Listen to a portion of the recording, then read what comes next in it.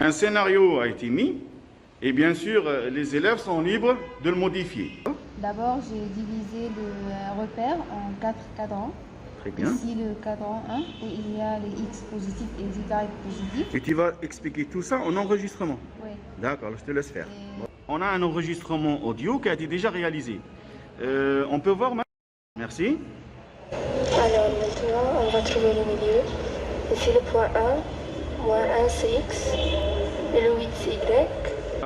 Là, on partage en même temps la présentation de l'élève. Donc, ce qu'elle va faire sur son écran, on va le voir ici. La voiture. La voiture, est-ce qu'elle est passée? Très bien. Je vais tout écrire ici. Hein, et je vais voir qui va gagner ce jeu-là. Voiture passée. Maintenant, les actions, les choses à faire. J'en ai combien? Monter la barrière et descendre la barrière. On met déclencher feu rouge avant de descendre la barrière. Ici? Oui. Ben, on va voir si votre ami a raison. C'est juste. Et là, à la fin, et tout ce qu'il y a dans le noyau, on a dit, tout ça, ce sont les Nucléons. nucléons. Comme la classe et les élèves, tu te rappelles? Et par exemple, ici, tu as des garçons, et tu as des filles, et tout le monde, c'est des élèves. OK? Donc, n'importe quel proton ou neutron, on appelle ça nucléon. Et tout ça, on l'écrit en haut avec la lettre A. Ça s'appelle? Masse atomique. Bravo. Exactement l'eau. Quelle est la masse de l'eau? L'eau, 7 grammes. Donc, c'est combien de millilitres? 7 millilitres. Alors, le volume de l'objet, c'est 7 millilitres. Très bien. Et c'est 8,1. Puis on va mettre l'objet dans l'eau. Voilà. Et là, quand on a ajouté du vinaigre, qu'est-ce qui s'est passé? Elle est devenue plus acide. Non, le pH était devenu combien? 3,5. Donc, le vinaigre, il est très... Acide. Bravo. Le nombre de... Électrons. Bravo.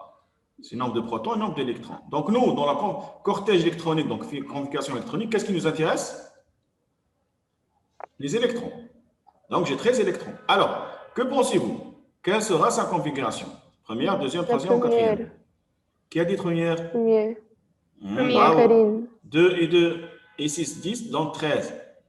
Est-ce qu'il n'y a pas d'erreur? Attention, première couche, deuxième couche, troisième couche. Très bien.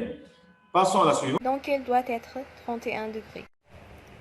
On a collé les deux parties de la base et puis on a mis le gnomon. Terminé et on va maintenant essayer de savoir si il va nous donner l'heure actuelle ou non. Et ça y est, c'est 10h30. Donc, le cadran... Les consignes, je te conseille de les lire 2 fois. Regarde, la première lecture, c'est une lecture générale pour prendre une idée de ce qui se passe. Après, tu reviens avec une lecture minutieuse où tu vas, les mots qui sont les mots clés, qui sont importants, les mots sur lesquels il y a par exemple la recherche à faire ou l'information importante, tu les surlignes en vert. OK? Mais là, ce que tu as surligné, c'est des informations visibles. Mais les cachés, c'est quoi? Quand on te dit nombre de charges positifs, qui est positif dans l'atome? Proton. Bravo. Donc là, on cherche les Proton. Voilà. C'est comme ça que tu travailles. Après, le nombre d'électrons, bon, ça c'est logique. Trouver la formule de l'ion obtenu. Hein, s'agit-il d'un anion, cation? Vas-y, réponds-moi sur la feuille, envoie-moi rapidement. D'accord. En maths, la variable a une seule valeur cachée qu'on doit chercher. Mais en Python, dans la programmation, ce n'est pas comme ça. La variable, c'est une boîte. C'est une boîte, X, مثلا, où tu peux mettre ce que tu veux. Donc, la variable, c'est une boîte qui se remplit avec des valeurs. C'est ça la différence. Ce n'est pas comme en maths, par étape. Qu'est-ce que j'ai mis dans A? 1. 1. Puis qu'est-ce que j'ai mis dans B? Moins 1. Très bien. Et après, qu'est-ce que j'ai mis dans A? On a fait A fois B. Dans qui? Dans A. Et A fois B, je vais le mettre dans A. Fois moins 1, ça va donner moins 1. Et ce moins 1, je l'ai mis où? Dans A. J'ai compris. Voilà. Ce moins 1, tu sais qu'est-ce qu'il va faire? Il va prendre la place de 1 qui était là. Donc là, ça va devenir moins 1. C'est ça. L'affectation écrase ce qu'il y a avant. Et maintenant, qu'est-ce